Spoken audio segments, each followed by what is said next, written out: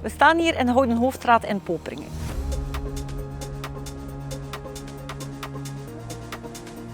Hier komt een nieuwbouwresidentie van 20 appartementen en 1 handelsruimte. De ligging kan niet beter zijn. We zitten hier vlakbij een bakker, Carrefour en slechts op enkele meters van de paardenmarkt en de Grote Markt. Het project is uniek. Waarom? De architect heeft het gebouw zo getekend dat de residentie haaks op de straat staat, waardoor alle terrassen een zuidgerichte oriëntatie kennen en er rondom de site veel groen wordt voorzien. Zo heb je als bewoner een uitkijk op de prachtige groene tuin en dit in het centrum van Poperingen. De appartementen zelf bestaan uit 1, 2 of 3 slaapkamers, telkens met grote terrassen. In de kelder worden er staanplaatsen, garages of bergruimtes voorzien.